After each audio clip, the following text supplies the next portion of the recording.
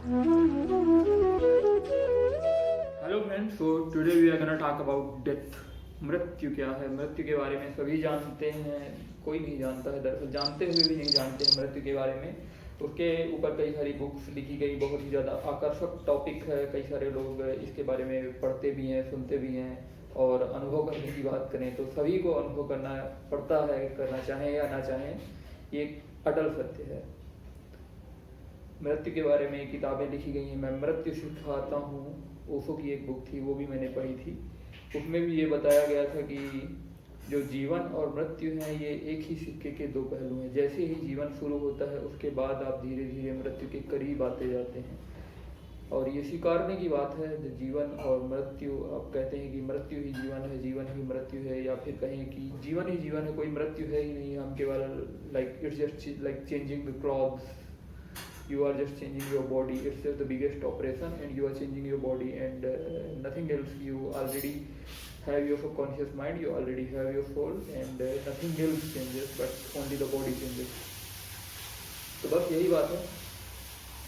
इसके बारे में एक बहुत ही अच्छा लेख आज छपा हुआ है। जो लेख छपा हुआ है आज दैनिक भास्कर में, तो वो है पर्दे के पीछे एक लेख, जो कॉलम है जयप्रकाश चौकसी, जो कि फिल्म समीक्षक है, उनका ये लेख छपा हुआ है। तो उसी के लेख के बारे में मैं कुछ चीज़ें बताना चाहूँगा कि जैसे कि आनंद फिल्म में भी था, तो जो कैंसर ग्रस्त नायक था, उनकी मृत्यु के समय उनकी प्री रिकॉर्डेड आवाज़ सुनाई देती है। जानी वोकर का कहा गया संवाद राजेश खन्ना की आवाज़ में गूंजता है। बाबू मोसाई, ये दुनिया तो एक रंगमंच है, सभी पात्र अपनी भूमिका अदा करके पटापेच कर जाते हैं। तो बस यही बात है, आप यहाँ पे एक पात्र हैं, आप अपनी भूमिका अदा करिए। और भी कई सारी चीज़ें हैं।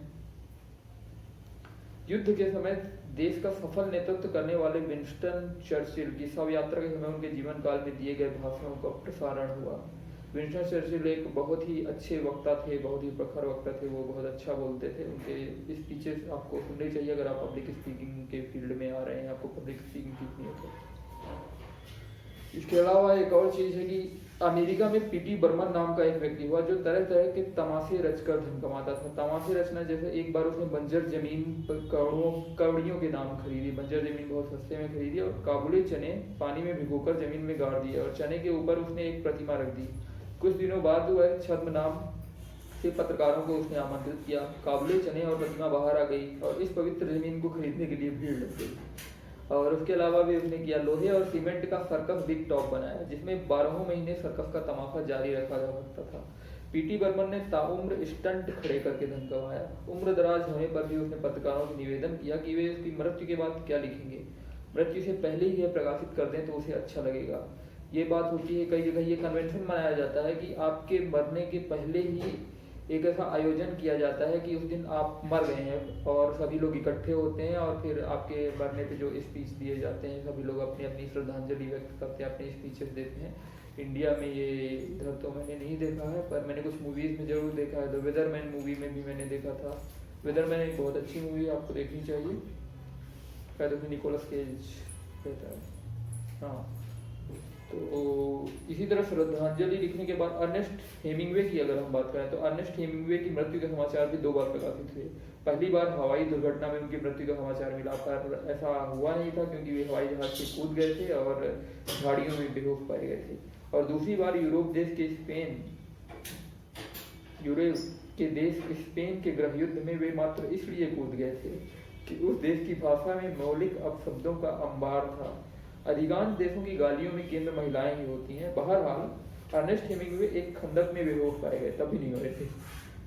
अर्नेस्ट हेमिंगवे एक बहुत अच्छे लेखक हैं। The old man and the sea and farewell to arms जैसे उपन्यास उन्होंने लिखे हैं, आपको पढ़ना चाहिए। The old man and the sea मैं तो श्योरली रिकमेंड करूंगा। कालांतर में हेमिंगवे ने आत्महत्या की। उन्होंने आत्महत्या के पूर्व लिखा कि मैं अब शिकार नहीं कर सकता, यकृत खराब हो गया है इसलिए शराब नहीं पी सकता, लीवर खराब हो गया है, हाथ कांपते हैं इसलिए लिख नहीं पाता, मुझे जीवन निरुद्देश्य लगने लगा है, इसीलिए आत्महत्या कर रहा हूँ। कहीं आपको तो जीवन निरुद्देश्य लगने लगा हो, ऐसा तो नहीं है। बात यह है, जीवन का कोई उद्देश्य नहीं, उद्देश्य आप ही बनाते हैं। नए उद्देश्य हमेशा बनाते रहने चाहिए, और फिर अगर उद्देश्य नहीं बना पाए तो उसकी खोज में निकल जाइए।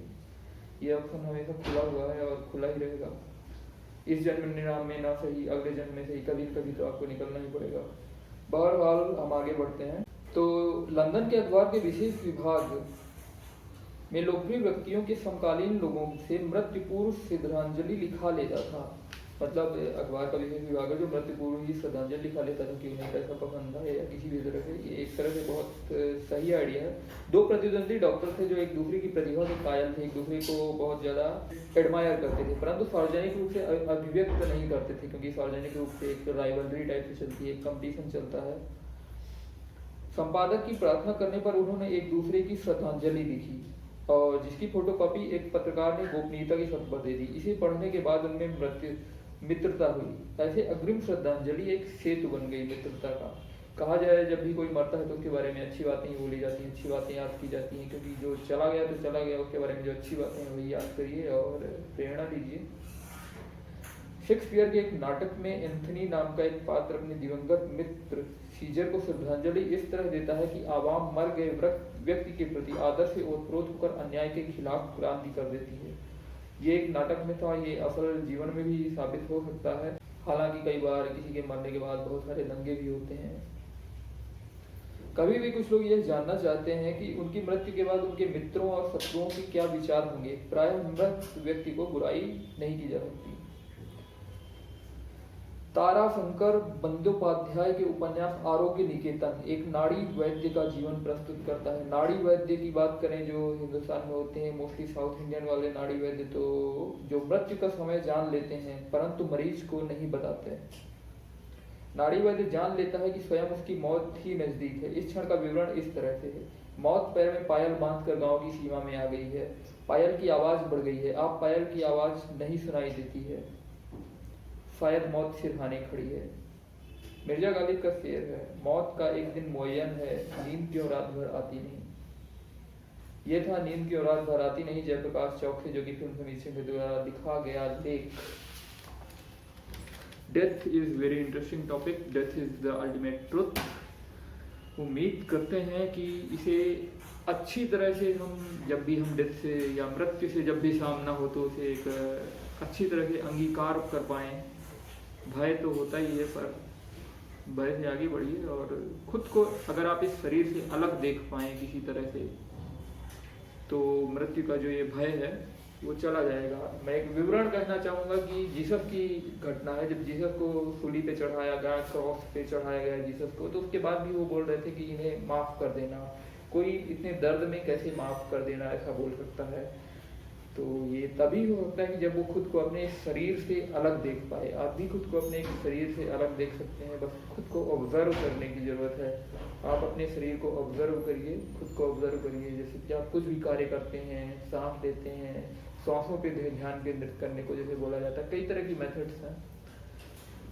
मेथड्स में मत अटके रहिए, पर किसी न किसी मेथड से या कहीं ना कहीं से आपको शुरुआत करनी पड़ेगी। तो आज हमने इंटरेस्टिंग टॉपिक के बारे में जाना। आपको कैसा लगा आप ये बताइए और इसी तरह मुझसे जुड़े रहिए और बाकी सोशल मीडिया प्लेटफॉर्म में भी मुझसे जुड़ सकते हैं, मुझे सब्सक्राइब कर सकते हैं। मुझे इतने धैर्य के साथ सुनने के लिए धन्यवाद। Thank you.